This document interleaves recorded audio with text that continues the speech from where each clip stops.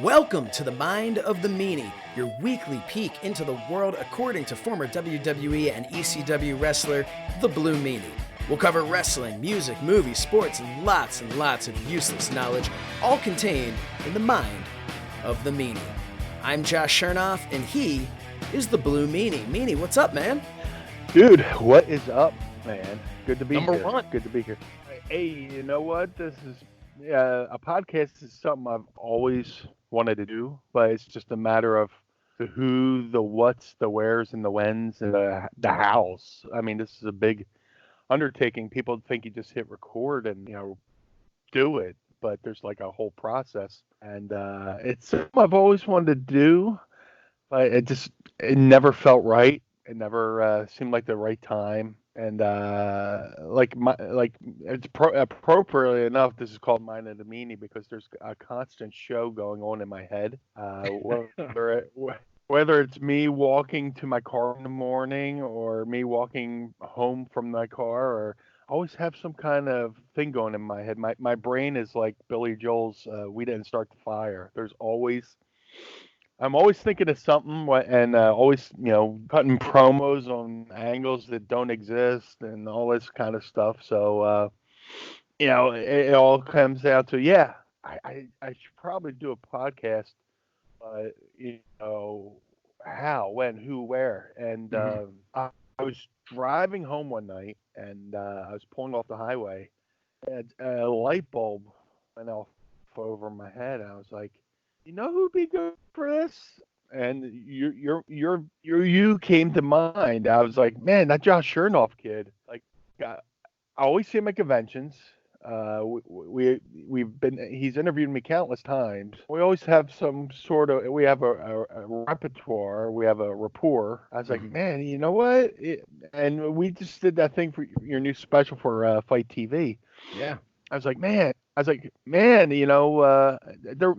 Without giving anything away for your upcoming interview with me. Yeah, so nobody's going to watch that anyway. Oh. You asked me a question, and after the interview, you're like, hey, man, was that a question a little bit too stiff? I was like, no, but that always stuck out that, you thought to ask me that, and you cared enough to ask me that. I was like, you know what? Because when you take on something like this, whoever you bring on to be a part of something, they're representative of the show. You know what I'm saying? Yeah. When I was trained by Al Snow, I learned very quickly that everything I did in the wrestling business reflected on Al Snow. Whether if I did something good, people went to Al, hey, your boy's doing good. If I did something stupid, go to Al, hey man, what's wrong with your guy here? So if I'm going to have a show and I'm going to have a co-host and I'm going to have a cast of sorts, that person's got to represent the show. And I see you out there. You're out there, man. You're hustling. You got all these interviews. You're doing great stuff with AEW. You're doing great stuff with FITE TV.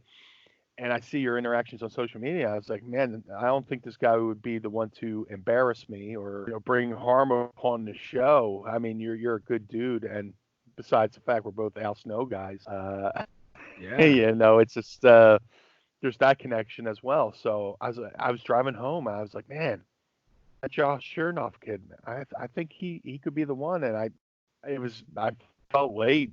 I texted you on or DM'd you, as the kids say, on Twitter, and I slid into my DMs. Yeah, I meaniesaulted into your DMs, and I was like, hey man, you want to do this? And thankfully you did, and thankfully I picked you because man, you know what to do. Well, everything you said. First of all, I really appreciate it. It's so kind, so much pressure. I really look forward to. Hopefully not proving you wrong and ruining your reputation and career. So this is going to be a lot of fun. No, and it's funny when you reached out to me. I think I don't know if you noticed or if I noticed in the thread that like a year earlier you had put out a tweet of just asking people if they, hey, if I did a podcast, would you listen? And I had apparently sent you a message saying, hey, man, if you're ever interested, hit me up. And because we had already at that point met each other a couple of times. And I don't think you ever read the message. And then, and so then you contacted me and I'm thinking, oh, is this in response to when maybe you just saw it? And you're like, no, I never saw that. So yeah, it worked out. And I'm really excited about this. For me, a lifelong wrestling fan and a fan of yours, it's cool because I kind of get the front row to these stories and I get to ask questions without having to use the hashtag Ask Meanie, which people did do. And we will get to that later on in the show. Absolutely, man. And it's funny you brought up that earlier post, and yeah, I didn't see it. It's just like, and I wasn't doing like I asked the question on social media, seriously asking. Some people do things, they'll ask questions because you're trying to get a little bit of attention, but like.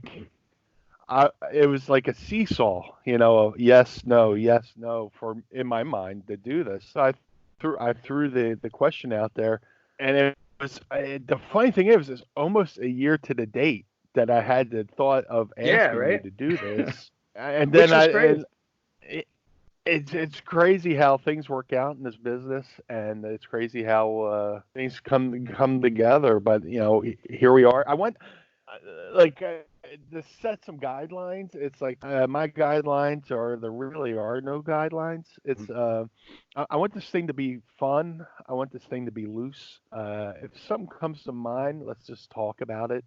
I know there's some shows that are topic specific. If I could get that word out of my fat head. And there's some people that are like no guests. There's some people that are all guests.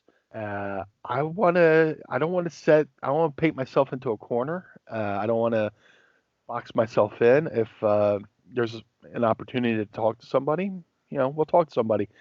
I'm more than happy just talking to you, because I think we can, talk about a whole bunch of different stuff. And also we want to make I'm sorry, go ahead. Oh, no, you. Oh no! I do want to make this interactive with having fans sending questions and stuff like that. The peek behind the curtain a little bit. What the fans don't know is we were supposed to do this next month. We were going to do this in April, and and we had a professional studio that we are going to do all this in, but everything with this health scare is just got everything on lockdown, and every plan we had just went out the window. So I always say, call it in the ring. We're calling this thing on the fly. Yeah, I mean, we're doing this over Skype, and so hopefully, everyone will forgive us if either of us kind of cut out a little or whatever. We're doing the best we can here. But we wanted to, that was something that Meanie and I talked about. We looked at this and we said, hey, now's the time. Like, we want to just make this fun, just have a good time.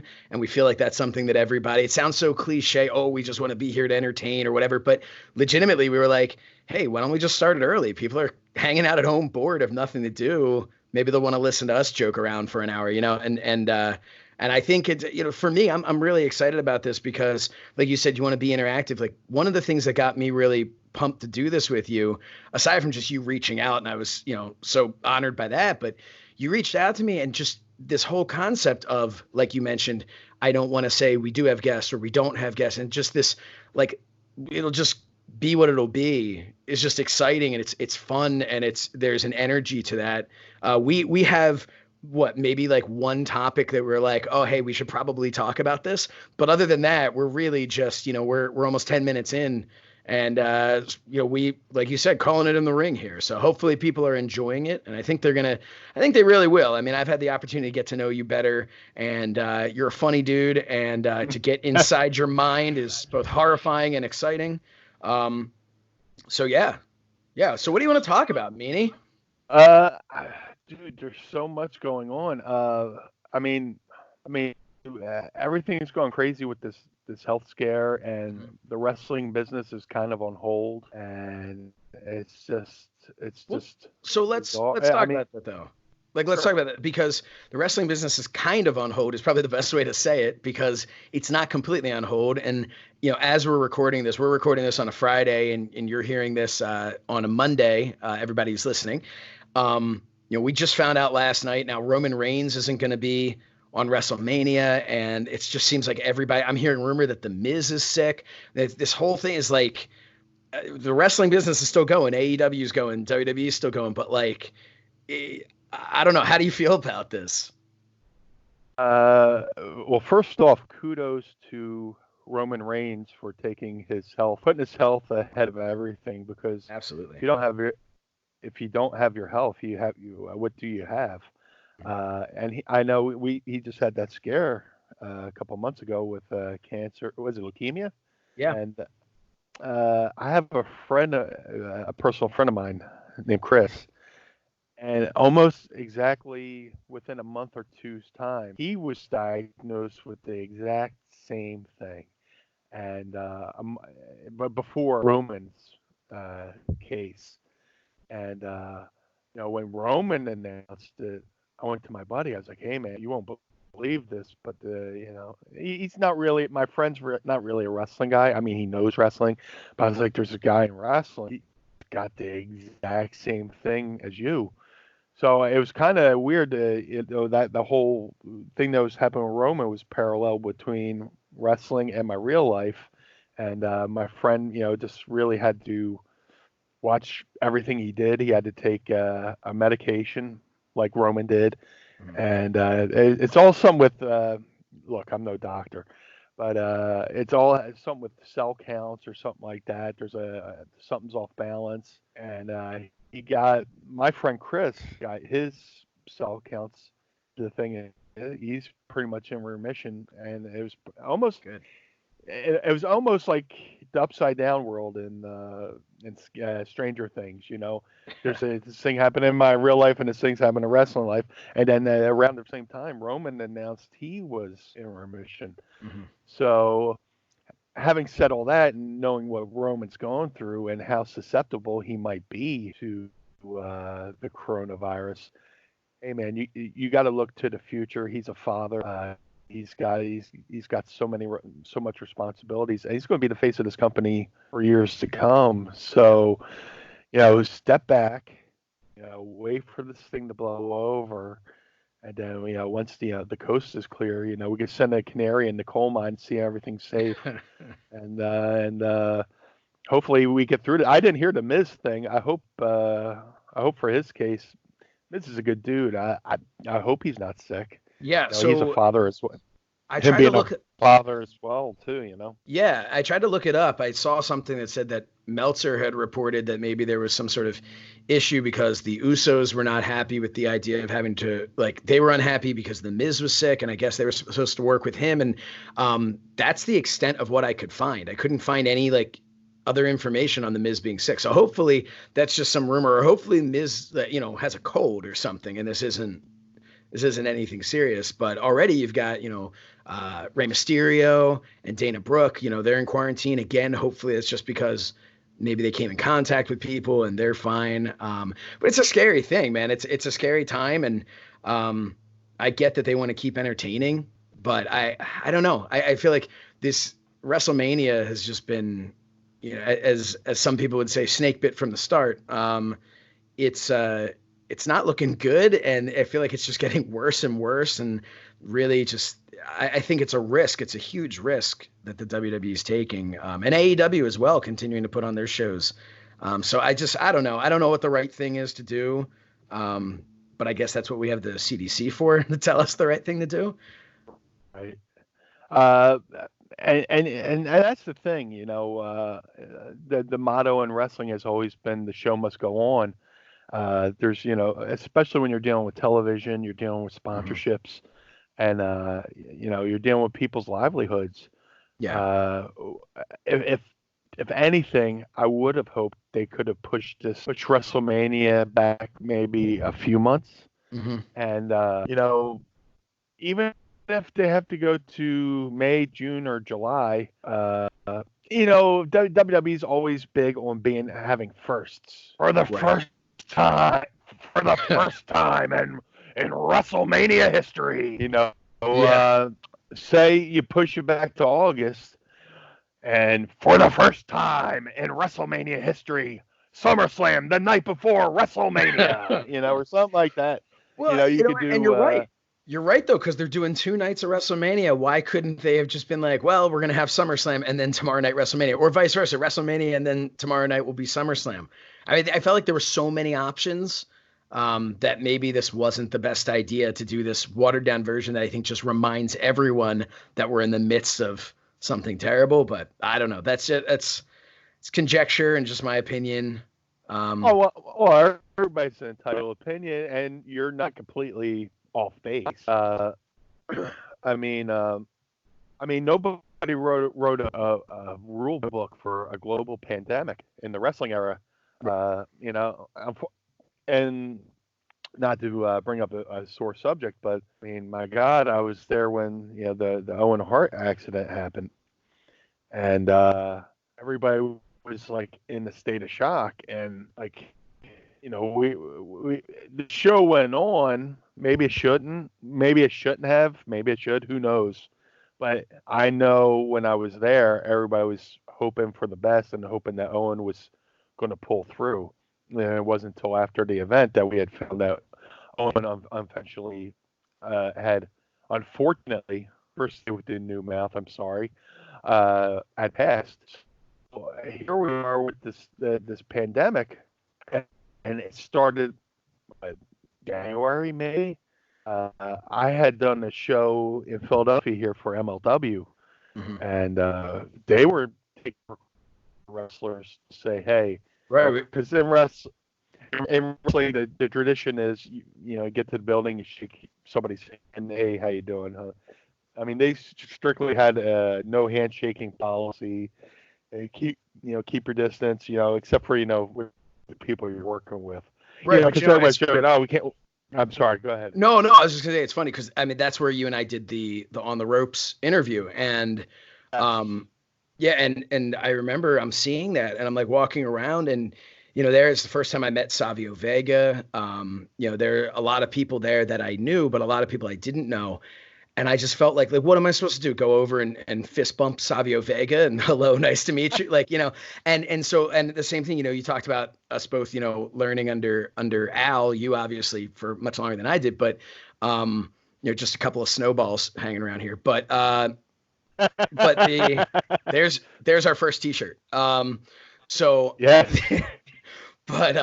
But I remember going around just, I've always been taught, you go, you shake everyone's hand, you say hello, especially when you're somebody like me who was a guest in that locker room. And I felt so uncomfortable.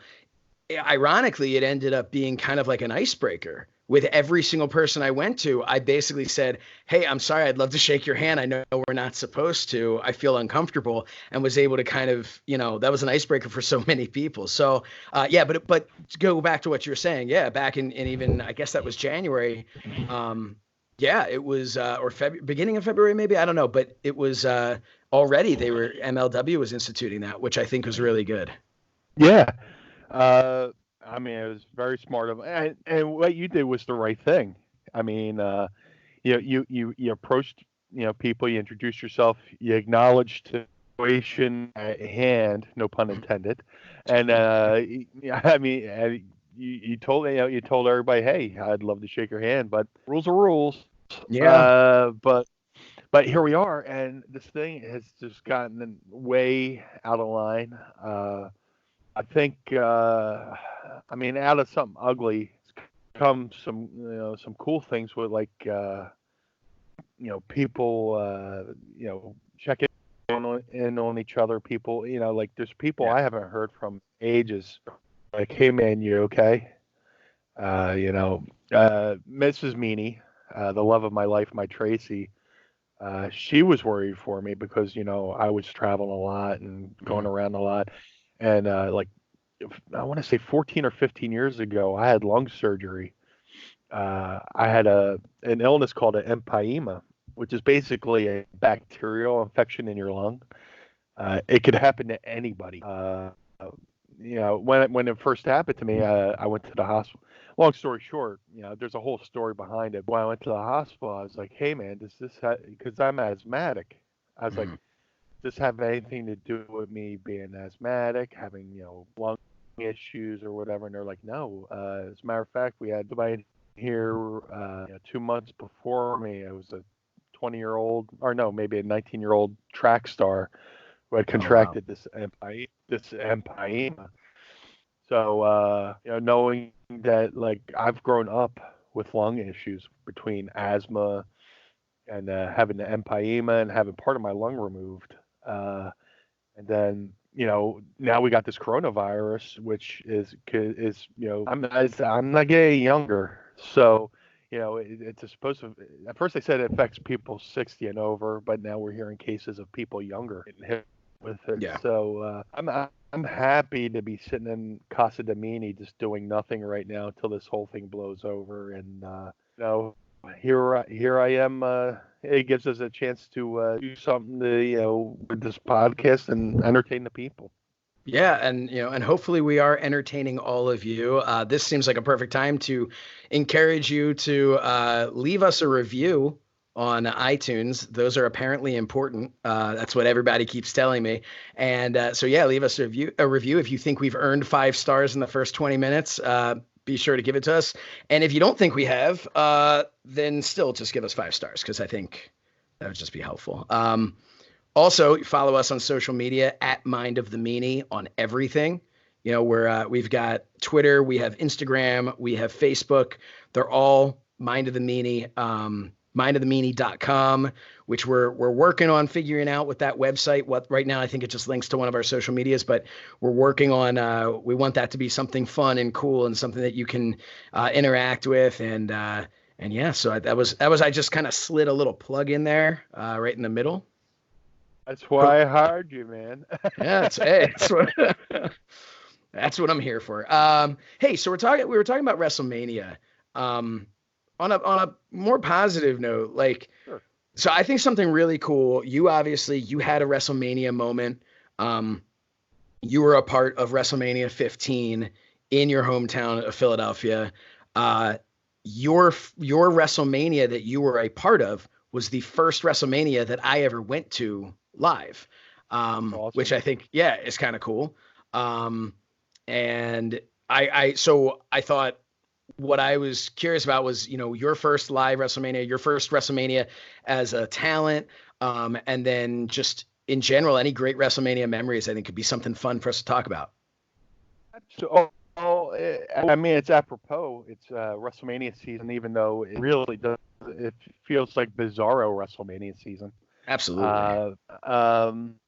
Yeah, man, that's bizarre. I mean, like, not bizarre, but like that's kind of cool that like my WrestleMania moment as a talent was your first WrestleMania in person. Yeah.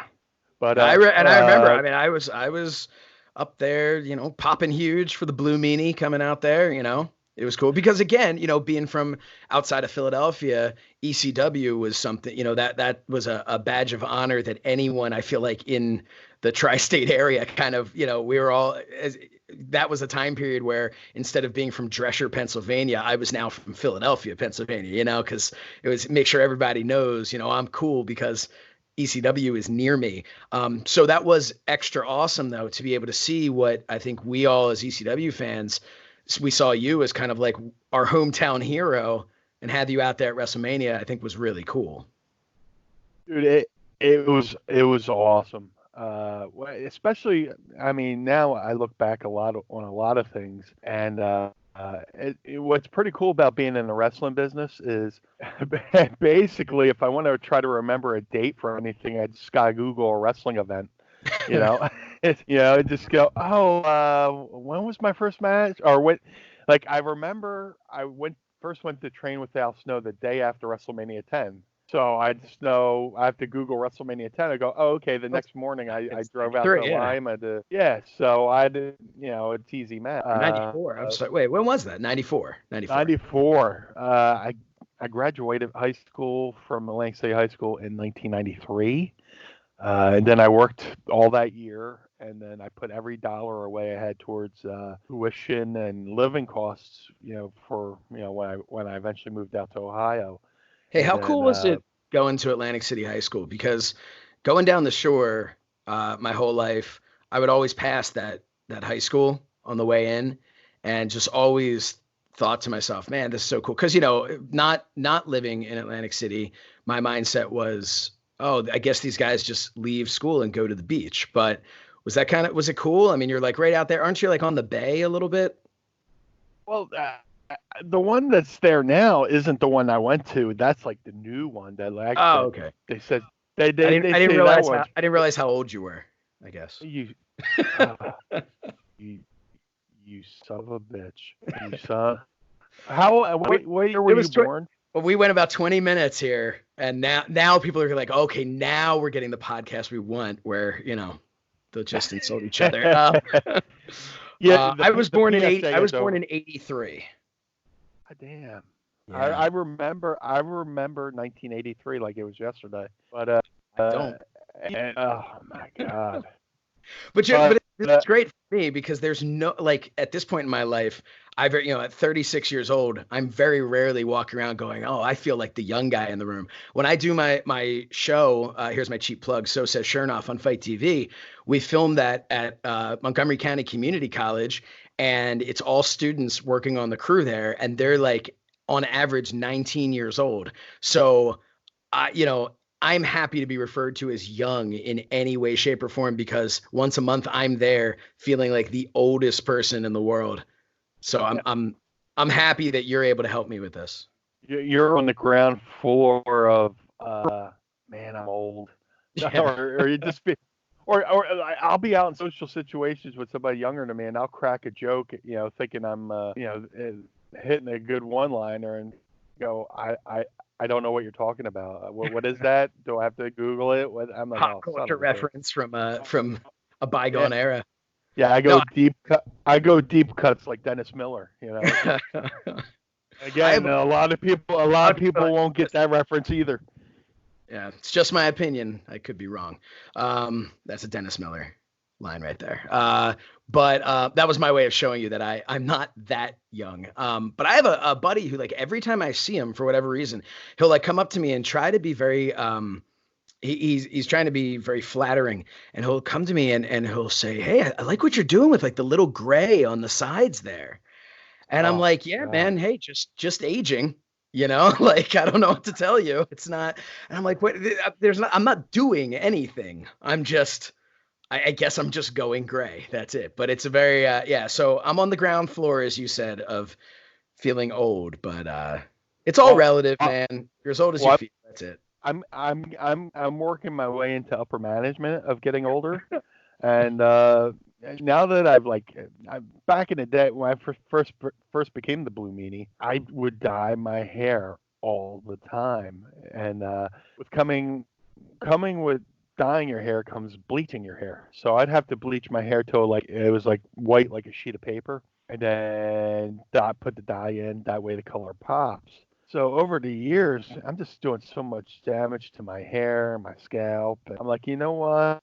I'll figure a way to do it without doing it. So now I'm just au naturel with my hair color, and I'll be out in the wild, or I'll go somewhere and take a photo with somebody, and the first comment is, "Oh, it's the gray meanie." I'm like, "Oh, here we go.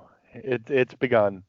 Where like I'll do it. I did a shoot interview for Hannibal TV, and even he brought it up to me. He's like, "Man, a lot of people are talking about your gray hair." I'm like, "Yeah, it's just I'm 46. I'm just Yeah, it's hard. I'm They're talking naturally like it's just like a choice that you've made. I mean, I guess it is. You decided not to have it blue, yeah. but I'm kind of doing the Ted Danson thing, because yeah. like he was like when he was on Cheers, he had gray hair, but like for the show, he would brush into I didn't, brown. I didn't know that.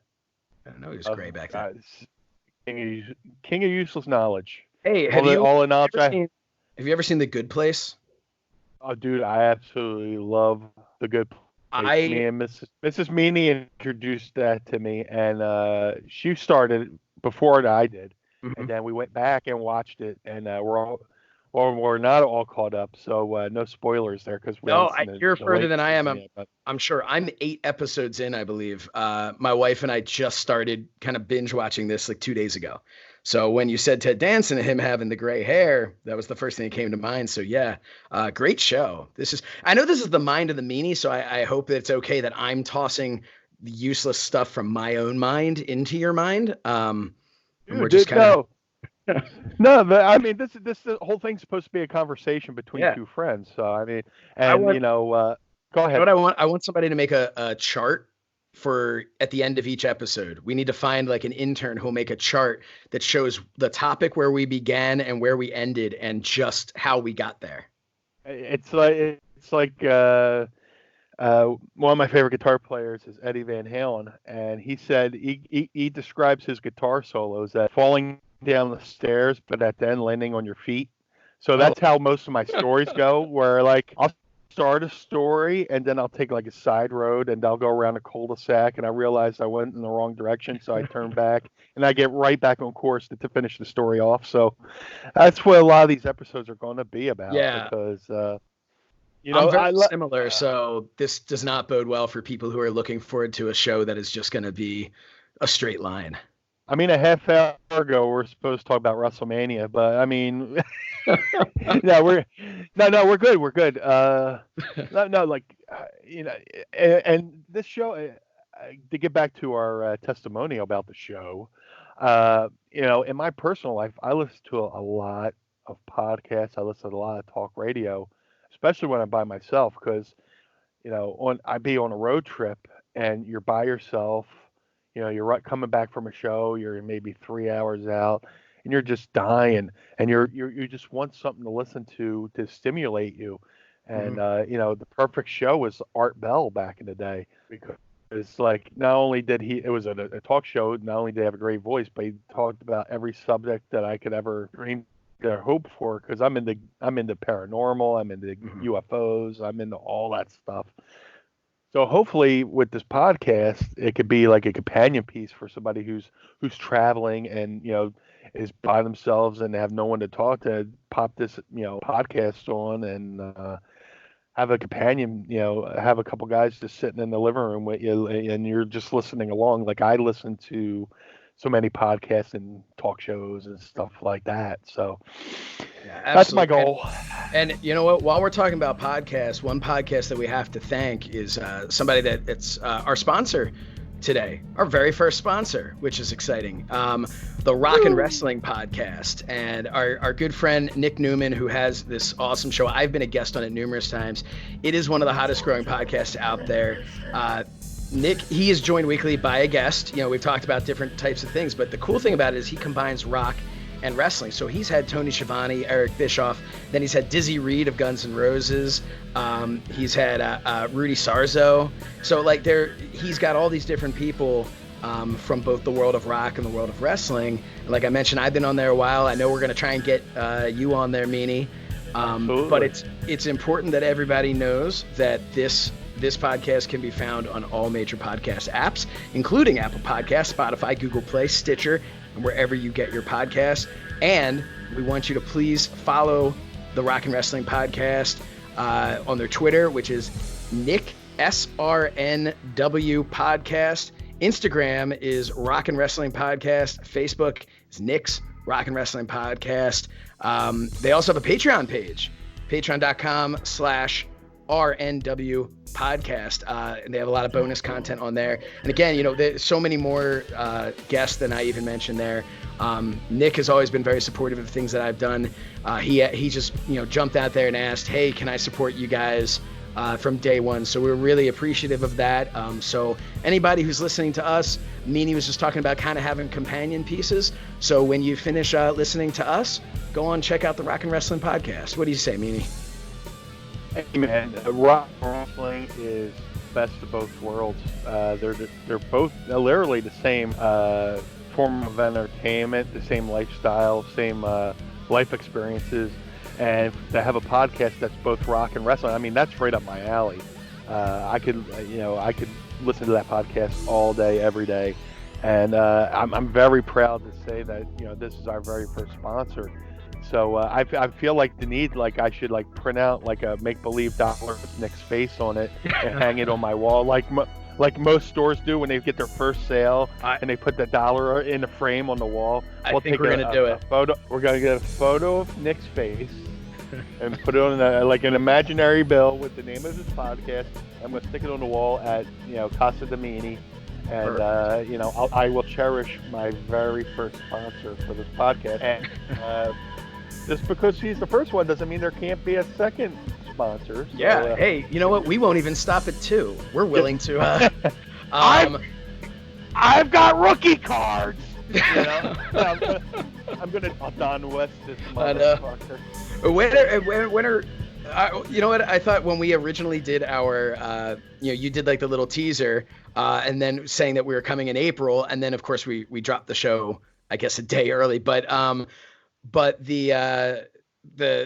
my first thought when I was like, okay, we need to do a promo was I want to call Don West and see if he'll do something. And then I was like, no, we should really start this with Meanie. But at some point, once we get, we already talked about our Snowball t-shirt, which you and I are going to have to figure out the design of that. I already have ideas.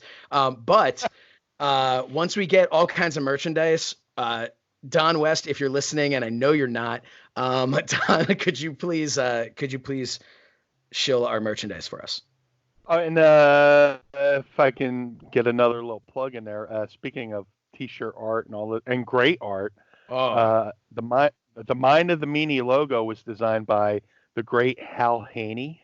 Hal Haney is a tremendous artist. I first saw Hal's artwork. He had done he does this thing where it's like 50 faces or whatever. He'll do like 50 Shades of Homer Simpson or this or that. But he did a whole collage of the ECW roster, and I saw that on social media. I searched him out and I followed him and talking, and then we both agreed on doing he does this really cool thing where he'll do a split face of one wrestler in different eras. Like my favorite one he did was Scott Steiner's, old school mullet Scott Steiner with Big Papa Pump. So I love the Steve Austin one too. Yeah. With the hair and then his work is miraculous. Well, if I can use that word, his work is amazing. Hey, yeah, you can use my mind. But we did a split face of the Blue Meanie, one with the Job Squad and one with the BWO, and we worked it. The thing I love about wrestling is bartering. So we worked out a deal where he did the prints. I get the put the T-shirt on my ProWrestlingTees.com/Blue Meanie, cheap plug, and when we first started talking about doing this podcast, I was like, man, we need a logo. And Hal Haney was the first person I thought of. And we were talking about it. We were kind of going back and forth. And we're like, hey, what if it's some sort of like either a cartoon or a caricature or something like that? And you mentioned him. And I was like, but you're like, oh, yeah, no, I could reach out to him. And I, of course, is a fan of all of his work. I've been seeing all of these. And I was just blown away by it. When he came, we sent him like a rough idea of what we had in mind. And it's really an amazing thing when you work with an artist where you have a picture in your mind and then they manage to create even better than what you had in your mind, but it's what you were envisioning, but so much better. And he did it. It felt like he did it and like just sat down and like sketched this thing out in a second. Something it would take me decades and I wouldn't even come close to being able to do something like that. So yeah, I'm so happy to have him doing our logo and appreciative of that. Yeah, and he's an all-around good dude too, man. Him, it's one thing to work with somebody, to work on a piece like artwork, but in the personal side, we talk almost every day. We're talking about like sports and all that good stuff, and he's a real funny dude, man. So, hopefully we could, like I said, we could probably get him on here sometime. Yeah, why not? Or whatever. But, yes. Hey, you were saying, though, we'd like more sponsors. So if you're interested in sponsoring the Mind of the Meanie, go to mindofthemeanie@gmail.com. Send us an email there, and one of our many, many interns will get back to you. You mean you? Me. It'll be me. It'll be It'll me, be, and it'll be you with a fake mustache. yes, it'll be me. I'll be using my buddy Calvin's name probably. Yeah. I did that before. I did that. I needed to send something and wanted to seem not for this show, but I wanted to seem professional. And it just didn't feel right coming. It was for my show. It didn't feel right coming from me. So I said to my buddy Calvin, who you know, Calvin, I said to him, I said, hey, do you mind if I just put your name on there? And he's like, yeah, just CC it in case they like, meet me at some point, just so I know what it is you said. So yeah, now I definitely can't do that since I just outed myself on that. Oh, well, I'm sure you got other friends' names you could use. So no, he's actually the only friend I have. So no, that's not true. There's another one. Hey, I have a question for you while we're talking about random things, and then we'll jump back to WrestleMania. Yes. You're talking about the split picture of BWO Meanie and the Job Squad Meanie. And one of the things that I remember when I was looking through some old pictures and stuff when we were posting things on social media, you used to, like, you right now, you've got a fantastic beard going on. Like this is an intense beard. Back in the day, you had a very, very tiny little beard. Were you able to grow as big of a beard as you have now? And just were choosing to have that little tiny, like it was like an extended soul patch, it almost looked like? Or when did you shift and say, hey, I think we're going to go full beard here? Dude, it's been a process. It's like been an evolution. This goes back to my days at Catholic school, maybe, where like I went to Catholic school till 8th grade, and then once I got to public school, high school, I just went, hog wild and grew a mullet and all that good stuff. And then I kind of grew a beard in high school, and then I was like, man, I really hate mustaches. So I started shaving it off once I got when I graduated high school. I got a job in a casino. It's so weird. I technically worked for Donald Trump, and I did work for Vince McMahon. I was going to say Donald Trump. Yeah, I mean, you worked at a casino. I don't know that you were necessarily, just to put it in perspective, I don't know that you were necessarily bringing him his coffee in the morning, but. No, I wasn't like his head honcho or whatever. I worked in Trump Plaza, and I worked the night shifts in the casino, which means I worked from 12 to 8 p.m., which all consisted of me walking around looking for loose chips on the floor to put in my pocket. So. And that's how I knew I was going to now knowing my wrestling career, I knew I was meant for the wrestling business just by like the whole trajectory of people I've been involved with.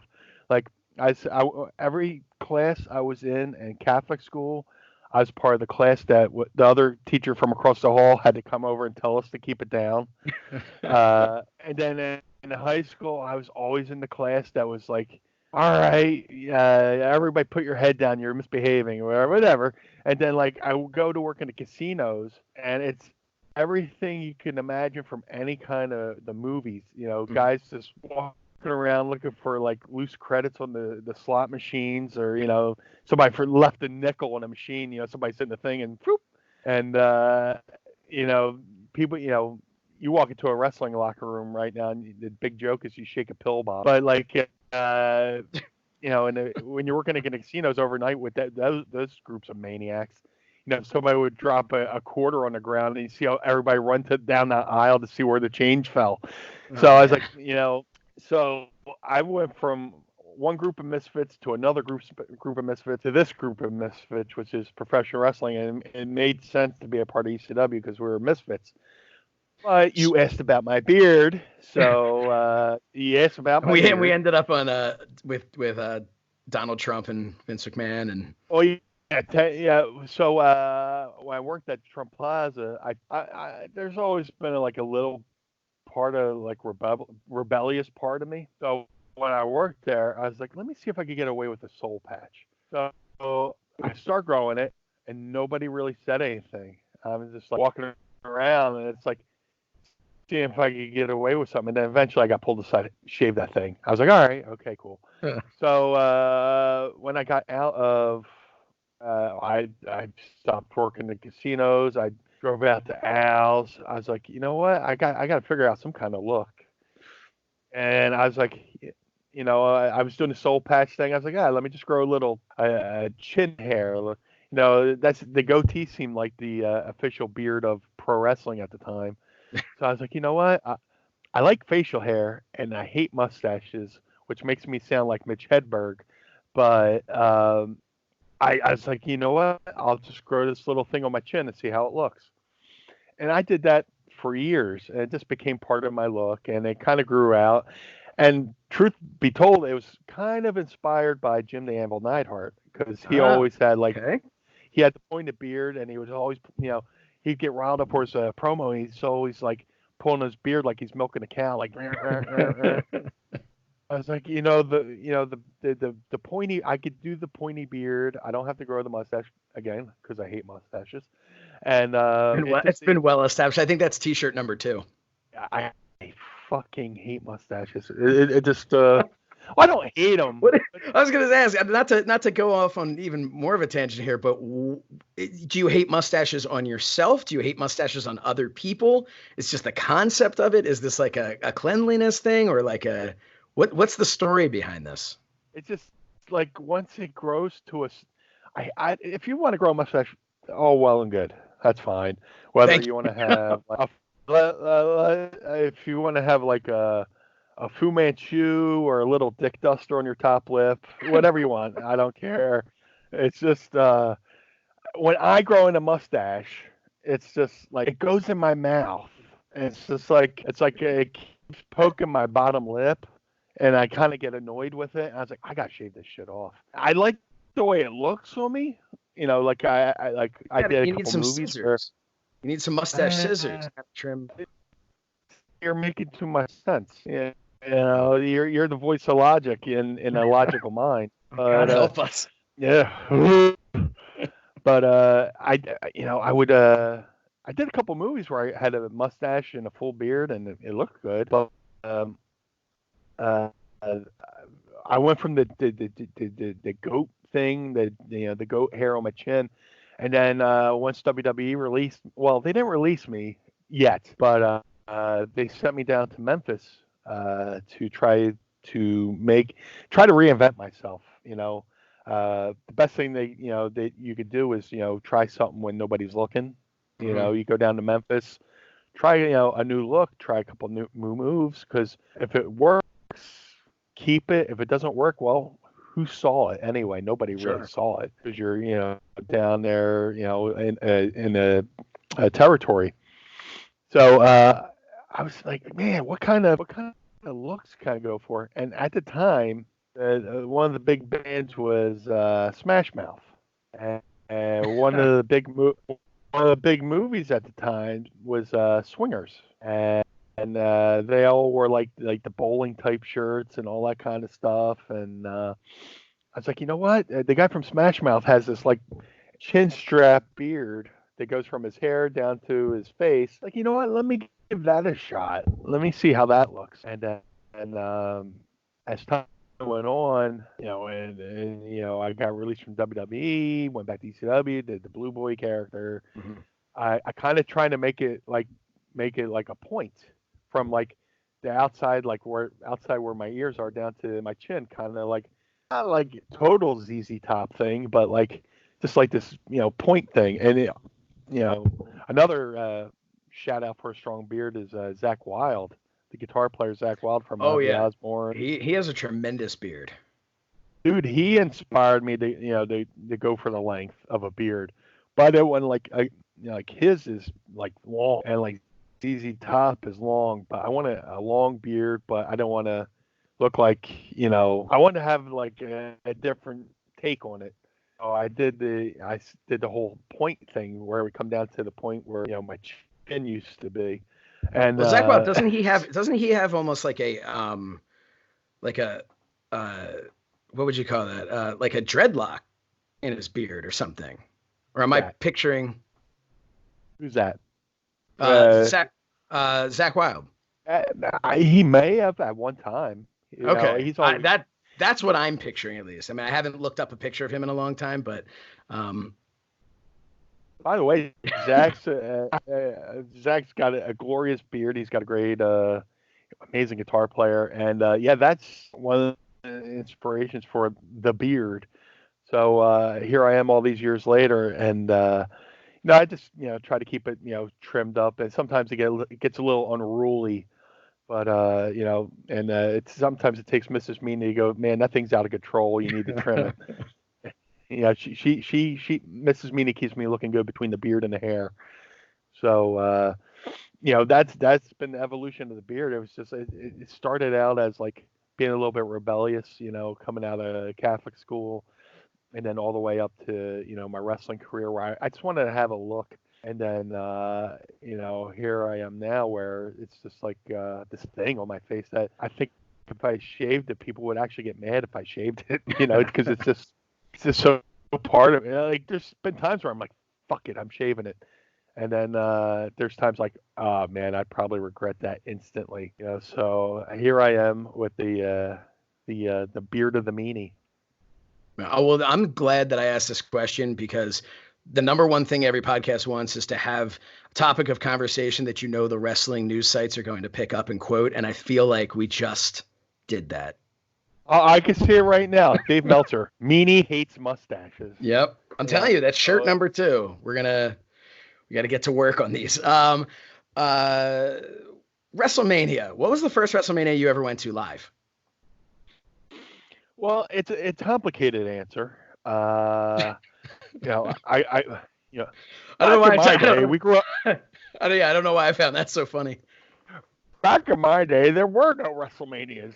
So I grew up in an era where like it was the lead up to WrestleMania, and believe it or not, there was not a thing called pay-per-view. So what they did was they would have WrestleMania not only at say WrestleMania 1 was at Madison Square Garden. Well, not only was it at Madison Square Garden, but they did closed circuit locations. Right. So I got people this day that swear, oh yeah, I went and saw WrestleMania 1 at the Spectrum. Like no, it was on closed circuit at the Spectrum. It wasn't actually at the Spectrum. But I was growing up in Atlantic City at the time, and I saw the first 3 WrestleManias, not in person, but I actually had to buy a ticket and leave the house, which is kind of a weird thing. It's like kind of like going to the movies, but watching a live event. It's weird. So like the first 3 WrestleManias, we went to Resorts Casino in Atlantic City, and it was kind of cool. I was so used to watching wrestling at home and by myself, and I had a few friends who were wrestling fans, not too many, casual, and I tried to bring it up, and then they switch subjects or whatever. And then it was cool that my grandfather went and got tickets for the first WrestleMania, and it was so cool. It was like a Sunday. We walked down the boardwalk of Atlantic City, get to the resorts, and we stood in line like we're going to a live event. And they had t-shirt booths set up. They had things for you could buy a program, you could buy a poster. They had everything you would imagine at a wrestling show at this thing, and it was so cool. So I got like the t-shirt, I got a poster, I got a program. Do you still have any of those? I still have I still have like the first maybe 6 WrestleMania programs. Yeah, somewhere in the basement. I got a lot of cool shit. I got WrestleMania 1, 2, 3. I went to WrestleMania 4 and 5. I got those. And my grandfather worked at Trump Plaza where WrestleMania 4 and 5 was. And his bosses knew that his grandson loved professional wrestling. I have a media guide to WrestleMania 4, which comes with like, it has all the black and white 8x10s. It's got black and white 8x10 of Hulk Hogan, of Bob Uecker. I think Vanna White was there. And it's got the breakdown of the tournament. It's got the list of all the champions from Buddy Rogers till that point. It's got all the storylines and all that stuff. And I also got like buttons, like the Trump Plaza employees. Well, for the following year, all the Trump Plaza employees had to wear these WrestleMania buttons. One had Hulk Hogan, one had Randy Savage. I think I got the Randy Savage one somewhere. I So, had the Hulk. Go ahead. oh no, no, I was just gonna say. So the first, so I think that's so cool that you went, and I've said for years I think that would be a really neat experience if the movie theaters were showing WrestleMania. Of course, this WrestleMania you can't leave your house to watch it, so Yeah. kind of a moot point. But I so the first three you went and you saw those, and then 4 and 5. I had assumed that 4 and 5 that you wouldn't have missed those being in Atlantic City. So just to kind of jump into that, and don't let me cut you off. You have more stuff to say, but I'm just kind of I'm excited to hear like what that's like after 3 WrestleManias of going out and waiting in line and getting your tickets and getting your merchandise and watching it on a screen. Now you're basically going to almost the same place, waiting in line. You've got your tickets, you get your merchandise, and here it is actually for real now, live in front of you. What was that like? It was real, man. I mean, because the cool thing about going to 1 through 3 at the closed circuit resorts was there's people around you reacting. I mean, Mm-hmm. it's like they're at the show, and you go through like there's that WrestleMania cycle that you go through where your internal clock goes, oh man, WrestleMania's coming up. So Mm-hmm. I'm watching wrestling Saturday religiously as everybody. And I'm like, man, WrestleMania season's coming around. And then, they run the commercial with the slot machine where you're like, oh, what's this? And it's like WrestleMania Atlantic City. I'm in my living room popping like, Hulk Hogan won the belt all over again, Yeah, I can't even And imagine what you must have. That's I mean that's incredible. it was like the ultimate geek out moment Mm-hmm. because, I like, and the cool thing about WrestleMania being in Atlantic City at the Convention Center, that's the same place where I went to my first ever live event. Like I went to first wrestling show was at the Atlantic City Convention Center. So the first time I'm going to see WrestleMania in person is at the Atlantic City Convention Center. It's literally 3 blocks from my house. I mean, that's amazing, especially Wow. when you think about nowadays when people travel from all over the world to Yeah. go to WrestleMania, what it's become. Uh, the build up to WrestleMania, the first WrestleMania in Atlantic City, WrestleMania 4, was awesome. And the cool thing about my grandfather, and somebody asked me about this on Twitter. The Twitter is horror movie BBQ at horror movie BBQ. He wanted me to talk about the first WrestleMania Fan Fest. It's like 1 through 3, they just had events. Mm-hmm. So it comes to Atlantic City, and Atlantic City, they try to provide like stuff for families and stuff like that. Sure. So WrestleMania 4, they're having a Fan Fest, which was the first one ever. Which was now we have fan access, but Right. we Yeah. had this at the Precursor to time. access. Yes. So my grandfather's boss at the casino, I mean, like the head honcho of all security, knows my grandfather has a grandson who loves professional wrestling. And he goes, "Hey, they're doing this thing. It was just basically for high rollers or people in the know. Mm-hmm. Come and meet the wrestlers." And my grandfather came and said, "Hey, they're having this thing." And I was like, "Oh my god!" Do you ever like get the feeling when like something so cool happens that your whole body goes numb and you're like, it's like you're in a state of shock and I don't I'd been to wrestling shows but I'd never met wrestlers and stuff like that. So uh, my grandfather, the day of the Fan Fest, my grandfather, walks me up to where the ballroom where they're holding it, and his boss comes out, and they walk me right in. That's amazing. And I'm like, what year was that? This is 80. it started in '85, so was it '89? Maybe, or no? Which year? Which one was this for? 4. I'm just trying Yeah, to figure out. so '89. No, '88. It would have been '88, I think. No, that 88. can't be right. Well, everybody's learning today that neither Josh nor the meanie can do simple mathematics. Apparently. I may have been 14. I may have been 15. And okay. No, I know WrestleMania 6 was 1990, so it would have been '88. 88. So yeah. I was 14 going on 15 because I turned 15 in May. So this 15-year-old kid walking into I was walking into Willy Wonka's of wrestling, basically.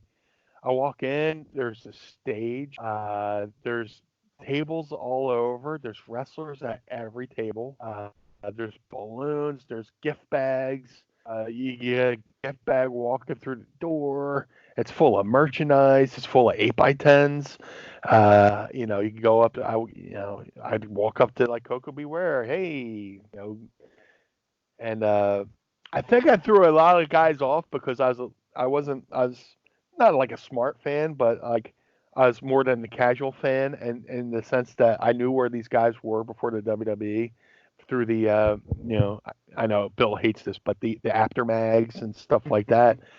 So I'm doing the total Chris Farley thing with Paul McCartney. Where he's like, remember that time? That was awesome. I'm walking up Coco Beware. Remember that time you were in PY2 Express in Memphis? Yeah, Norv Austin. Can you sign this? I didn't even say my name. He just wrote to my fan, Coco Beware. He'd go around and the whole my prize possession from that whole Fan Fest was meeting Randy Savage and Liz. They had a thing where of course you go around the different tables, take photos with the wrestlers and stuff. But then they had this professional setup, almost like a prom picture view, and they had Randy Savage that day, and then after him they had Hillbilly Jim, or that might have been the next year. And I got my photo. I'm sorry. No, what do you think the chances are? Do you still have is that something that can go up on our Instagram account? Oh, I've definitely shared the Randy Savage one. I've definitely shared the Hart Foundation one. We'll dig through and find those, and we'll put them up on our Instagram as well. Oh, absolutely! It's WrestleMania season. Why not? Talk about my fans, dude. I'm just as big a fan as anybody out there listening. So. Was there anybody on that card that you can think of right now that you ended up getting to work with or become friends with? I was trying to think of anyone. I brought up the card. I was looking through. I know Bam Bam Bigelow was on there. Did you end up getting to, I don't know if the time period with ECW and. Yeah, I got to work with Bam Bam. Bam Bam became a big influence on me. He's one of the people I wanted to emulate when I became into professional wrestling. I knew I was never going to be, Mr. Universe. Growing up, the disadvantage growing up the way I grew up, asthmatic and stuff like that. I never knew how to lift weights. Nobody showed me how to lift weights. Nobody taught me how to take a diet or anything like that. I didn't have anybody in my life to teach me that stuff. So it wasn't until I got to wrestling school I started to learn how to do things the right way. And then once I got to ECW and shared a locker room with Bam Bam Bigelow, he would pull me aside. He goes, "Hey man, I know your gimmick's a big guy, and you don't want to kill your gimmick, but just a word to the wise: if you're going to be out there, just keep your wheel strong."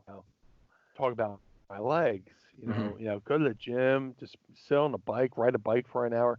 He's like, there's nothing worse than being a big guy out there and you get a little winded and your legs feel like rubber bands.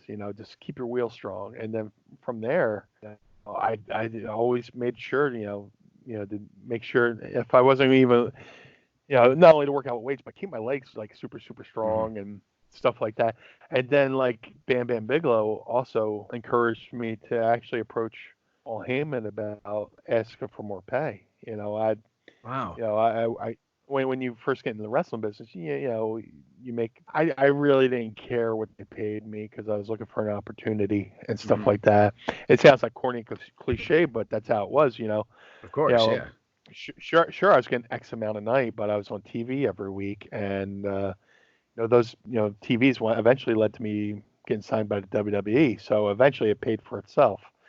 But Bam Bam approached me at a show in Trenton. We were at a ball field, and it's at this baseball stadium. Like, hey man, how long you been working here? I was like, I forgot how long it had been. Like, he goes, if you don't mind me asking how much, I told him how much of it. I was like, go to Paul and ask him for this. I'm like, all right, okay, and like I was like that guy waiting for a girl to ask her out on a date. I was like this. Oh, there's Paul over in his car. I'm just gonna stand there. Hey, maybe he'll notice me. I go, hey, Meanie, you want to hang out in the car and talk wrestling? And I'll go, hey, Paul. By the way, can I get some more money? I was just being stupid. I was a stupid kid. But eventually, I was like, I went over and knocked on. I guess he was working on the lineup or whatever. He's in his car. Went, Paul, can I talk to you for a minute? And, oh, sure, Meanie, come on in. And I hung out. I was like, hey, man. And I said exactly the words that Bam Bam told me to say, and he went, absolutely, sir. And I wouldn't have got that raise if it wasn't for Bam Bam Bigelow. So you talk about people who I went to see wrestle in WrestleMania. Yeah, it became a huge part of my career. Bam Bam was the man, as far as making that connection. I always think about things like that, and I wonder, as we sit, and unfortunately, this year's WrestleMania will not be that example, but on a regular WrestleMania, I wonder who's sitting in the crowd right now who 15 years from now is going to be, on the card of WrestleMania. It's so interesting because you always hear the stories of all the people who have been there, who, so many of them who, you grew up wrestling fans. Of course, you're going to go to WrestleMania if you can. So, yeah, that's such a cool story. And to know that Bigelow was on that card. And that's a great analogy when you talk about who's sitting in the crowd. When I've heard other stories. WrestleMania 4. Not only did I go to WrestleMania 4, Lance Storm went to WrestleMania 4, and I think The Miz went to WrestleMania 4 as well. So like three future WWE wrestlers, two future. Well, ECW. Me and Lance were in the original, and he was in WWE CW, but there was at least three wrestlers at WrestleMania 4, and then again that WrestleMania was great. The only thing about WrestleMania 4 that doesn't come across too well on the broadcast is the fact that the Atlantic City Convention Center was basically an echo chamber. So the crowd noise. I mean, the crowd was loud. The crowd was into the show, but the acoustics of that building was so bad that it was almost like working in the stadium where the sound went straight to the sky, straight up. And by time, go ahead. Yeah, no, I was gonna say. So I had also heard, aside from just that there was also they had a lot of high rollers being given tickets, prominent tickets. Directly across from the hard cam. So you sometimes had people sitting there who had no idea really what they were watching. And I think that's something that maybe had happened at another one. I don't know if it was WrestleMania 9 or so, where, you'd have a casino based event. So yeah, I don't know if there's truth to that or not, but I've always heard that was something that didn't really convey to the audience at home just how energetic the crowd actually was. Oh no, there's definitely truth to that.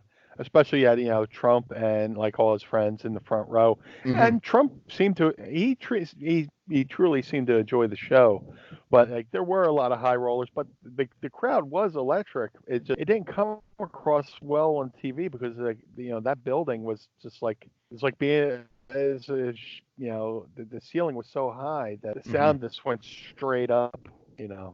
Yeah. So, you went to WrestleMania 4, you went to WrestleMania 5. What other, did you go to any other ones between 5 and 15 when you were obviously a part of it? No. I mean, I went to, as far as leaving the house, I went to the first 5. I went to a different location. WrestleMania 6 was like the first, WrestleMania I actually watched in my house. It was on pay-per-view and stuff like that. And, another future WWE wrestler and Hall of Famer, Edge, was at that show. Yeah, like Edge and Christian both, right? Weren't they both there? Yeah. Poor Christian. One day, hopefully, he'll be a Hall of Famer. That poor guy. He totally deserves to be. Yeah, I think it's like a long-term rib on him. They just won't let him in just for fun. Well, there's also a point where you kind of have to. There's only so many spots when they do these Hall of Fames. There's like a formula. There's a women's competitor. Mm-hmm. There's a deceased person, and then there's like a main eventer, and there's a tag team. It's like almost like booking a card. Yeah, I mean, and that's really in a lot of ways what it's become as far as, it's a show, it's an event, it's part of the weekend. Obviously, again, not this weekend, this coming WrestleMania, but I really do think they kind of book it that way. But no, Christian, I mean, without question, he will eventually be in the Hall of Fame.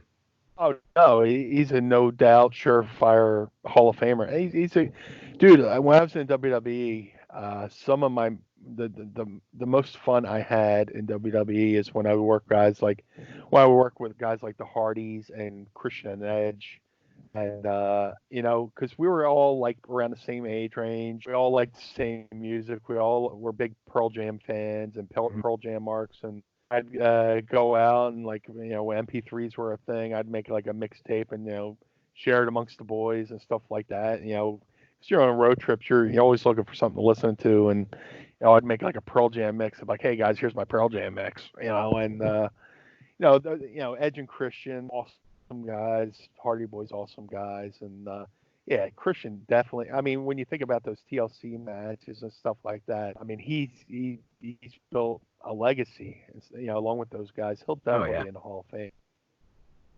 What about you? Me, what? Oh, what about you? Do you think, looking at as yourself, do you think that your body of work, because you won't believe me anyway, everyone think I'm just, kissing your ass, but I believe that you're a personality in the business that should absolutely one day be in the Hall of Fame. Not necessarily for your WWE run, because I think so much more of what you did was in ECW as far as what people remember, but is that something that's ever in your mind? Are you ever thinking to yourself like, hey, I wonder if I'll get that call one day? Or are you just kind of like, hey, yeah, whatever. If it happens, it happens. I'd be honored. But I don't know, man. I don't know. I know I put you on the spot with that kind of. No, you're not putting me on the spot. I mean, hey, if it happened, I would love it. But I'm not going to hang my hopes and dreams on it, because when there's like I said, there's only so many spots on the show. But if if they could do one thing, like maybe like an ECW class where like you do the barely the class of barely do the barely legal pay-per-view class or something like that, ECW's first pay-per-view, all the people who are part of the first pay-per-view or something like that. And and that's the thing, part of it with it being WWE, and I'm not one of those, conspiracy theorists that, the WWE holds this down or does whatever in that regard. But obviously, the history's written by the victor, So right. In that regard, maybe they're not going to acknowledge barely legal for what it was to a wrestling fan at the time, to how monumental that event really was to the wrestling business, I believe, at least. And I really think that anyone who was a wrestling fan at that time, especially, without question, if you're an ECW fan, it was almost like vindication, like barely legal's happening. You're like, see, I told you this thing that I love is real, is something worthwhile, but, yeah, so that's how I would really hope, because I would love to see something like that. I'd love to see. Obviously they've paid homage to WCW people who did not really have. Look at Sting. Like, I know he was in WWE, and yeah, he may have been high profile, but he was in there for a cup of coffee comparatively to your WWE career, right? So, Well, when you think of it, and people always, I see people, oh, why are they putting in Abdul the Butcher? He never worked there. But with coming with owning, basically WWE owns wrestling. Really, it owns wrestling's history. They own WCW, which is lineage to the Crockett's. They own AWA. They own WCW. I already said WCW. They own like Mid South. They own all this stuff. They're kind of the gatekeepers for wrestling history. So, like, it's only right that Sting goes in the WWE Hall of Fame because WWE, oh yeah, owns. not questioning whether or not he was deserving. Oh, I know. I know. I get the gist of what you're saying. I know you weren't questioning that, but if in a parallel universe, if somehow, some way, I was to ever go in, it would have to be with the BWO and me with Stevie and Nova. That was my other question I was going to ask. Do you think that that's something that would be more likely a BWO induction, or even, I mean, there's the Job Squad, although I think, Al Snow is a Hall of Famer, without question, without the Job Squad. I think Al definitely goes in on his own. Not only for the stuff he did in the ring, but behind the scenes he trained so many guys. He did the stuff with Tough Enough. He trained half the roster that was in OVW that went up to become stars and stuff like that. So Al's definitely a Hall of Fame bound. It's just a matter of when and where. It's just and also when it comes to the ECW guys going to the Hall of Fame, it just takes somebody on the inside to kind of give them a nudge. People think Vince and WWE are this big organization that hates everything else, but they're so focused. They're so focused on themselves and their history and what they're doing. They're in their own like little bubble where sometimes it might take an outside source to go, hey, how about this? And they go, oh well, I never thought of that before. Like it took Rob Van Dam going up to Vince and going, why don't you do an ECW reunion show? And Vince went, wow, I never thought of that. Right. Even with all the success of the DVD, it never occurred to them to do something like that. Sometimes it just takes somebody to walk up to Vince and go, hey, what about this? And he'll ponder and he'll go, wow, I never thought about that. He's always, Vince is always welcome to taking ideas. It's just catching him on the right day, and if somebody went to him and said, hey, why don't you do a class of ECW? You own the history, you own the library. It'd be another good reason to push the network. Hey, best ECW on the network I think, right now for $9.99. Yeah, and I think that, and you'd probably agree with this, and most of the listeners I feel like would agree with this. If something like that were to ever happen, it would have to be when WrestleMania is in Philadelphia. I can't see ever WrestleMania. I mean, hopefully, if there's ever a WrestleMania in Philadelphia, which there has been talks in the past. I know it's from people who I know, and the previous mayor kind of did the city of Philadelphia no favors because he made it seem like he was doing the WWE a favor by WWE having a WrestleMania in Philadelphia. But the current mayor, hopefully, gets the gist of it, of how important WWE or WrestleMania would do to the economy of Philadelphia, that he would do that. It really is. It is crazy. Such an enormous city that it's been 21 years since WrestleMania was, and only one time that Philadelphia has hosted WrestleMania. It was Meanie Mania, but Maybe that's it. They can't. They're like, well, we can't get any higher than this, so we're. You're too kind. The check's in the mail. Do you take Bitcoin? But seriously, yeah. Hopefully, yeah. A little bit. Yeah, man. I got a little bit off track there. I think your goal, your intention of bringing me on here was to keep you in line, and I'm pretty sure I have taken our first episode and pulled you off track every single time you had a solid train of thought. That's awesome, man. This thing's supposed to be a jam session. This is supposed to be like a jam session between two musicians. We both got ideas, and we need to put them to tape for the world to consume. Hopefully, the world. Hopefully, it's not like five guys. There's an old Saturday Night Live bit back in the day. There was a talk show called Hey Trudy, and they called the show Hey Trudy because the only listener was a lady named Trudy. And they had the show's theme was Hey Trudy, and the caller was Trudy. So like, hopefully this isn't like a one fan show. Hopefully as time goes on, we build this thing up to an acceptable level. Well, hey, and speaking of the hopeful fans of this show, we definitely need to come up with a branding for a name of them. We'll work on that. Send us a tweet at Mind of the Meanie if you have an idea of what you'd like us to call you. But hey, would you like to do a little AMA and ask Meanie anything? Sure. All right, why don't we do that? Let's see what the fans like to know. All right. Well, we have from Vitamin J at Vitamin JW. I am a longtime fan of yours, Meanie, and I really miss ECW. Any crazy stories from your days of living in Lima, Ohio? I hear that place and the people living there are batshit crazy. Hashtag Ask Meanie. Oh my God, that's a whole show of living in Lima, Ohio.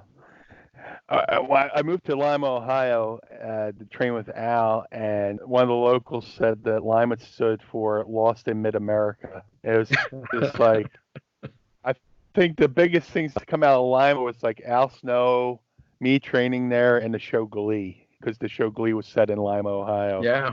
But no, I'm a filthy liar. The Kewpie burger came out of Lima, Ohio. If you're not familiar with Lima, Ohio, they are home to like the second oldest burger joint in the whole country called I did not know that. It's called Kewpie. And as folklore goes, and don't fact check me on this, I don't give a shit. But folklore goes, Kewpie was originally owned by this one dude and Dave Thomas from Wendy's. And Dave Thomas goes, "Hey man, let's take this thing national." And the owner said, let's keep it local. So Dave Thomas said, "Screw you." Took the whole Kewpie's recipe menu and took it national and just renamed it Wendy's. Because if you go to a Kewpie's, everything is everything that's at a Wendy's, down to like the Frosties and everything. But it's just, local. Everything's locally grown. Everything's locally sourced. And me, Mrs. Meanie, and Joel Gertner were driving out to Chicago for the first Starcast. I went 2 hours out of the way to go to Lima, Ohio, so we can have a Kewpie burger. And was it as good as you remembered? Oh, dude, it was great. We had Kewpies, we had pecan pie, and I bought a mug and all that good stuff. Hey, by the way, shout out to Joel Gertner. I love Joel Gertner. Has been nothing but awesome to work with in the past and has been super cool to me. So I just wanted to, since you mentioned him, I know he's a mutual friend. Yeah. Hopefully listening. Yeah, Joel's a sweetheart of a guy, man. Underrated talent, underrated mind, and I don't know why he's not being picked up by any kind of promotion. He's an asset to any promotion that's out there. Whether it's AEW, WWE, or whatever. He's got a great voice. He's got a great mind. He's quick-witted. So dude, and I got to spend 2 whole days in a car with him, and it was awesome. It was awesome. I mean, the story, reminiscing about ECW and all that stuff. Yeah. Oh, you know what? Joel Gertner. I was watching WWE. What's the Fox show they do? Backstage. backstage, but they were doing like a watch along where they each picked a match, and Oh, right, a right. viewer wrote a viewer wrote in and asked like favorite managers, and Xavier Woods, shout out to Xavier Woods, awesome guy. He picked Joel Gertner, and I popped huge, and I reached out and let Joel know that he got a shout out on WWE TV because it was well deserved, because Joel's just an amazing guy, amazing Oh, yeah. talent. So, No, he's a great but guy. back to Lima. Talk about culture shock. I'm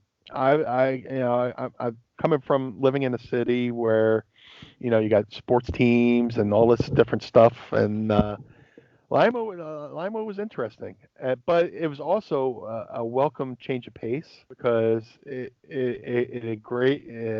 ingrained me to live with a different style. It's a much slower style living Mhm. there. Everything's like more laid back and stuff like that, and it was awesome.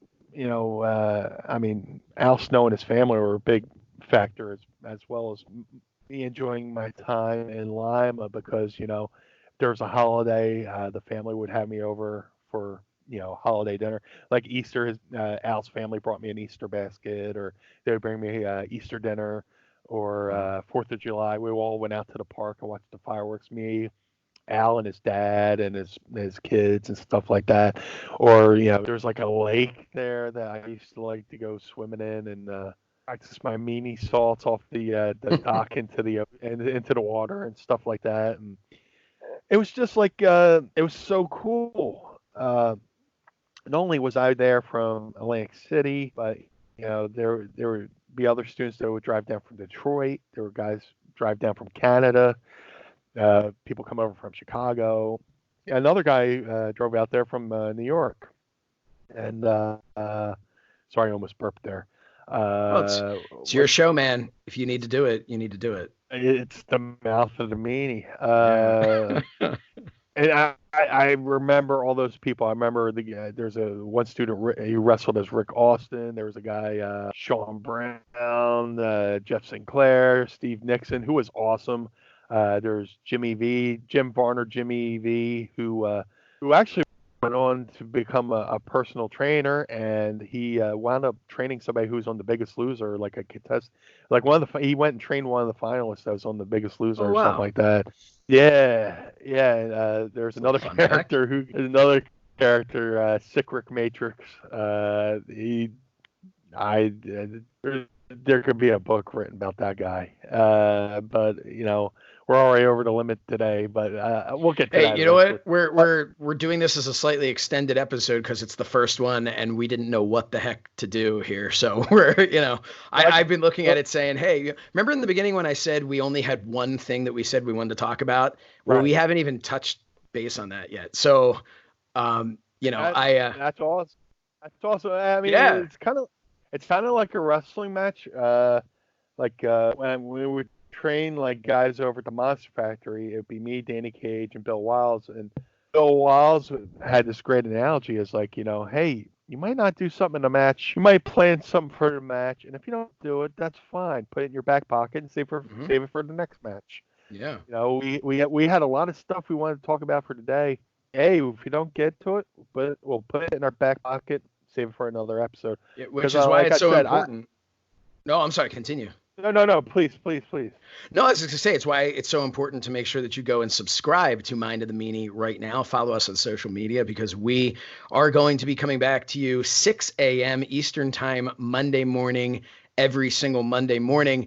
It should be noted we are not live because there's no way in hell that either Meanie nor myself would be getting up at 6 a.m. to do this live for you. Dude, with this whole coronavirus thing and me being home and not having anywhere to be, my schedule is totally off. I usually go to bed around like midnight. I wake up to like 3 a.m., 4 a.m. So yeah, there's no way in hell I'd be up at like 6 a.m. to do this. So, like we're supposed to do it at like 1 o'clock, and you're like, oh, can we do it at 1:30? I was like, oh, that's even better. I get to sleep a little longer. You're like, and then I was like, hey, can we do it at 2? Yeah. I almost fainted. I was like, oh man, that'd be great. But no, seriously. I know we're like, we'll talk about this. We'll go an hour. I don't even know how long we're going, but that's the beauty of this thing. Is it's just got to be a conversation. Yeah. It doesn't have to be this preconceived. We don't have any governor on us. We don't have any handcuffs. Talk about whatever, whenever. Yeah, and that's the fun thing here is like we really, one of the things that you had said to me in the beginning was that you wanted something that was just going to be fun to listen to, and that's obviously what I wanted to be able to do too, and that's our goal here. If you and I, we can just talk if we want to, when we're not doing this, and our intention is to not just hear ourselves talk, but really to just talk and have a good time and give you guys something to listen to. This is a crazy time right now, and we don't know how long we're all going to be stuck inside, but at least we want to make sure that that you can count on us every single Monday to be able to bring you an hour or more. Who knows how long some of these will go, and we want to bring you something to entertain you. Absolutely. And not to be all preachy, but if you don't have to go out, don't go out. Preach, brother. I have a friend who works at Thomas Jefferson University Hospital, and he works in oncology ward or whatever that's called or whatever. Mm-hmm. And I'm hearing the horror stories of things he has to go through with the shortage of supplies and everything that's going on, and he's like right there on the front lines. And some of the things he's afraid that the things are going to have to come down to if they don't get this thing under control and have people just stay inside. This is the first time this is the first time we get to stay in and do nothing. Let's not screw this up. So yeah, seriously. Yeah, no, it's a serious thing, and people really do need to listen to that. Yeah. But stay in, watch some old school wrestling, listen to Mind of Me, listen to any podcast. I'm sure when I get off of this, I'm gonna go listen to Busted Open or Conrad or whatever, Conrad's 80 podcasts and stuff like that. Yeah, I was gonna say there's no there are so many podcasts out there right now, so we really are appreciative for anyone who's taken the time to listen to this one. And again, I hope we're entertaining you. We wanted this to feel a little bit different than some of the other ones that are out there. By no means is that knocking any of the other ones out there, but we wanted to give you something different. And I'm just, super lucky to be along for the ride here. So this has been, exciting for me. Meanie, do you have time for one more question from a fan? Oh, absolutely. Okay. Ask away. All right. We've got Adam at Adam, I guess, Scholes 7. I apologize for that. This is the first of many names I'm going to butcher on this show. He asked, I kind of wish BlueDust lasted longer with at Dustin Rhodes. What was it like working with Dustin? #AskMeanie. Working with Dustin Rhodes was a godsend. I'm a disciple of Al Snow, but you never stop learning. So I learned so much from being around Dustin and being on the road with Dustin, being in the ring with Dustin. Of course, I did BlueDust and ECW, and that was so much fun. We did that a bunch of times. And eventually, I went to a Jim Kettner show in Delaware. I remember Jim Kettner. Yeah, Jim Kettner. ECWA. He ran for like 40 years.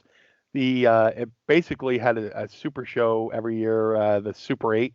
Mm-hmm. Which was like the precursor to any cruiserweight show you can ever imagine, or any kind of super indie or whatever. He had the original like super indie show. But I went to a Jim Kettner show, being invited down there, and Goldust was on the show. This is when WWE allowed guys to do independent shows, and I was like, oh man. So went up to Dustin, and I met Dustin as a fan, strictly as a fan, but this is the first time as a wrestler. I was going up to Dustin. I was like, hey, man, pleasure to meet you. Good to meet you. And I was like, hey, I hope you don't mind the whole BlueDust thing. He goes, no, man. He's like, he said the same thing, Kevin Nash said, imitation is the most sincere form of flattery. And that's all my parodies were just, an homage. I was like trying to me and Stevie and Nova were like the Weird Al of wrestling. We were the comic relief. Yeah. So go to WWE. I'm part of the Job Squad, and the Job Squad was going strong, and then all of a sudden it just got disbanded. And I found myself, flailing around, going, "Ah, man, what am I going to do?" So Al, who was the leader of the Job Squad at the time, had an angle with Goldust, where Goldust stole the head. So, and I think I was doing commentary for that match, or I was at ringside for that match somehow, somewhere. Somebody will remind me. But I saw that happen, and again, the light bulb went off over my head. I went, "Oh man!" I went to Vince Russo. I was like, "Hey man, got this idea. Goldust just stole Al Snow's head, and when I was in the, and Goldust does the whole mind game stuff. He messes with people's heads. What if me, being the Blue Meanie, being part of the Job Squad, goes and I explained to him back in the day, back in ECW, I was BlueDust. I did the parody, but to help Al Snow get his head back, I bring back BlueDust, mess with the mind of the person who messes with the minds. Play fight fire with fire. Mess with gold. BlueDust mess with Goldust, get Al Snow's head back, all that stuff. And when you pitch a good idea, Vince Russo would just stand there and smile and nod, and you can see him. Sorry, the Audi 5000's driving by my house. I just had a NASCAR car pass by my house. I don't know if the mics picked that up. I heard it. Yeah, I think we picked that up. It's good. Hey, it's good. People are still street racing in times of trouble. Stay in the goddamn house. Yeah, and I'm talking to Vince, and I saw me smiling, and he's chewing on his gum, and he's nodding his head. He goes, "I like that. I like that." So he went and pitched it to Vince. He pitched it, and they're like, "Cool, we're doing it." So we did some things where, I would mess with Goldust and stuff like that as BlueDust, and eventually I stole the head back, and it led to us having a match at St. Valentine's Day Massacre, which, considering everything that went into that match and the behind-the-scenes stuff that went along with that match, I'm very flattered that people still talk about that match. What a lot of people don't know is going into that match, Dustin's back was really, really tore up. Dustin was having a lot of back issues, a lot of back pain. And leading into that match, we get to Memphis. We go to the what they call the finish room, where you go in there with the producer, and they go over the match, and they give you a finish. And it was me, Bruce Pritchard, Dustin Rhodes. We're in the finish room at the Pyramid, and Dustin looks at Bruce and goes, "I'm going to give you what I can give you, but I don't know how much I can go. My back is killing me." And we went from having X amount of time, and they trimmed our time down just for those factors. To Dustin's back was just shot. Of course. So we went in the match. We did a lot of what we could do. I did a lot of things where I powdered out of the ring to kind of stall. It's I wanted to bump around for Dustin, but I don't want to get too much heat on Dustin because I want him to have to take a bump.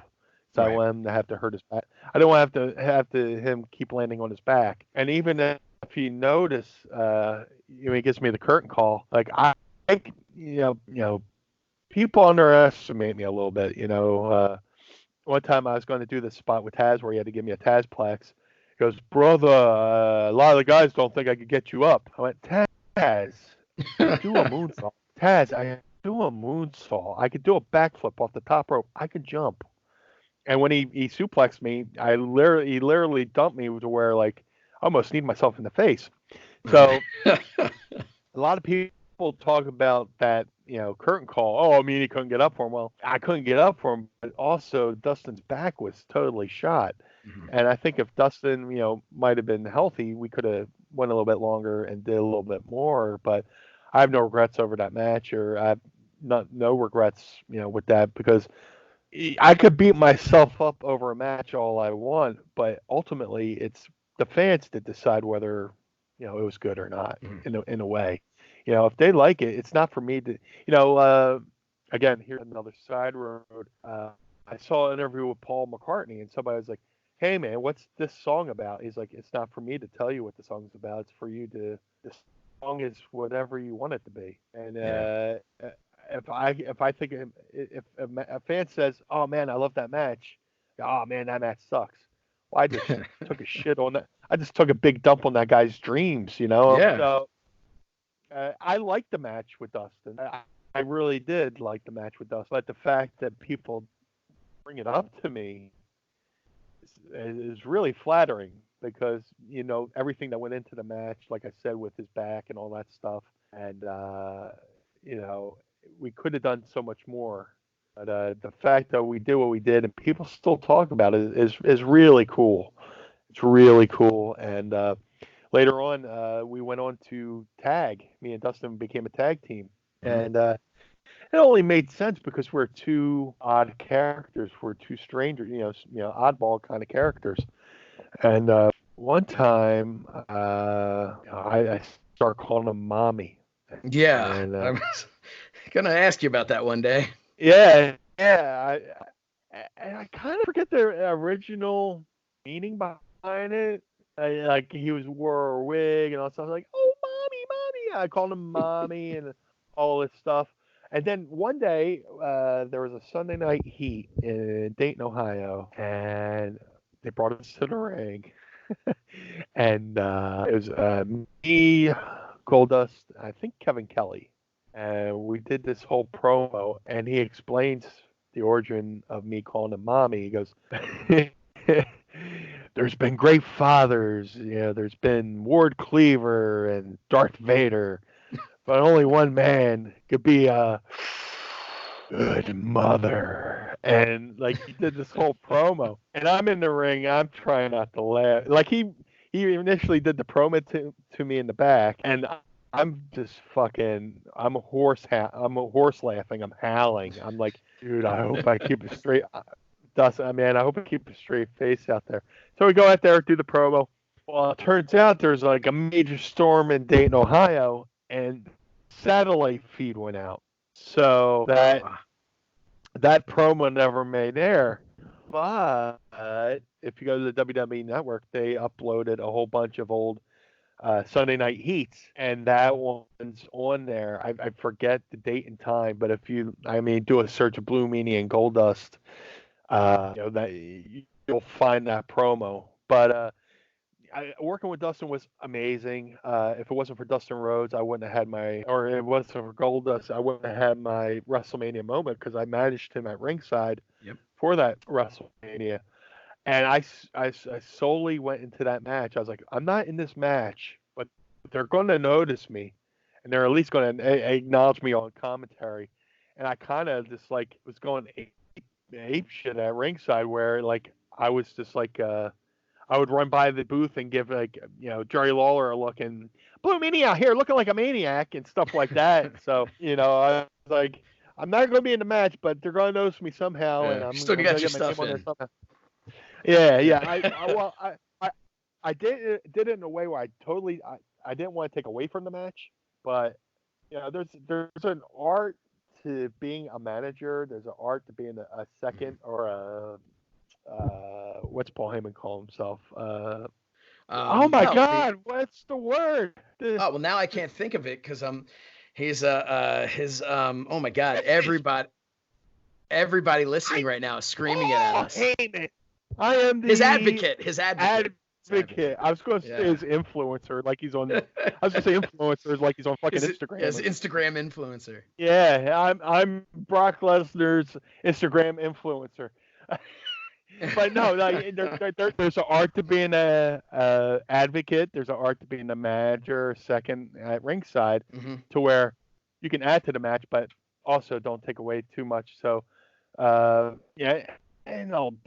predominant part of my career, I learned a lot managing. I managed Raven, I managed Goldust, and just being at ringside and stuff like that. So getting to work with him as an opponent and as a tag partner was awesome. I helped him, the day after WrestleMania on the Monday Night Raw at the Meadowlands, I helped him win the Intercontinental Championship, which is pretty cool.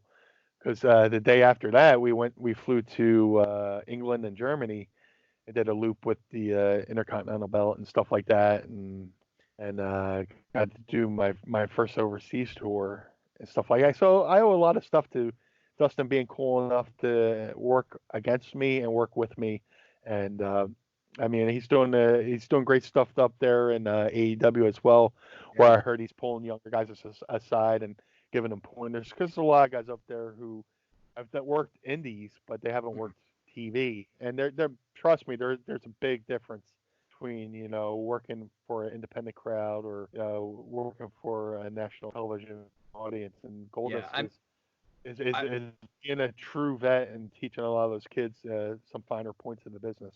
He really is. And you mentioned earlier some of the stuff I've done with AEW through FITE TV.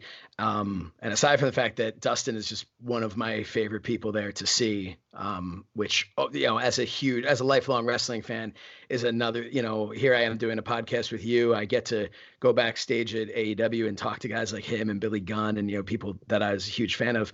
But Dustin, not only has he just been super cool to work with when I've done stuff with him, but I see him backstage there, and he really is working with people. He's working with them on whether it's their their mic skills, their promos, whether it's in-ring stuff. He's not hiding out and he's not sitting around. I always see him back there contributing and helping out with the younger talent. So that's really cool just to hear your stories with him. But yeah, he's one of my favorite people in the business for sure. Yeah, and the business is better for having Dustin in it, for sure. Yeah. And we hope that your day has been better for having us in it. You like that transition? I thought that was pretty good. Yeah. Right? Yeah, that's why I pay you the big bucks, kid. Yep. I'm just waiting by the mailbox for that check. No, hey, you know what? Cover your ears, but I would do this for free. What? Yeah. Oh God. So no. Hey, thank you guys so much, everybody who tuned in. We hope that you've enjoyed yourselves. I think our hour went closer to 2, and that seems like a good point here to wrap things up. And we will be back next Monday. I implore all of you to go to all of our social media, follow us. At Mind of the Meanie. That's Twitter, that's Instagram, it's Facebook. Right now, you're going to go in, you're not going to see that many posts because we're brand spanking new. But be there from the beginning to get all of these. Of course, we want you to subscribe on iTunes and wherever you can find a podcast. If you go to look where you normally get your podcast and you're not seeing us, shoot us a message on social media. Let us know, and we will make sure that we are on that platform. This has been an awesome time for me, and I'm looking forward to more and more of these.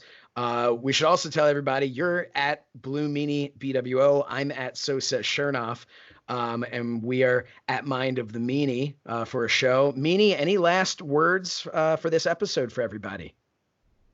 This has been close to 2 hours, but it feels like 10 minutes. It was so cool, so fun, so easy to talk to you, and hopefully the fans enjoyed this first episode.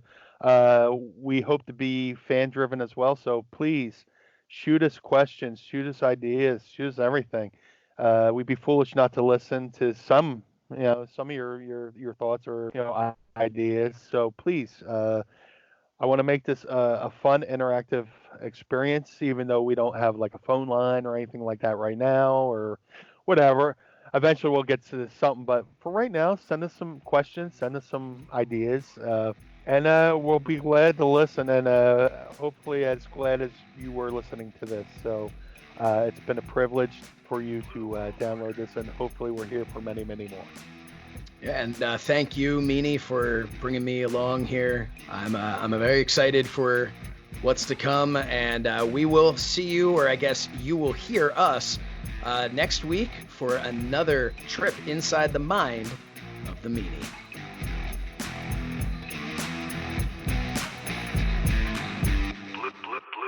Blue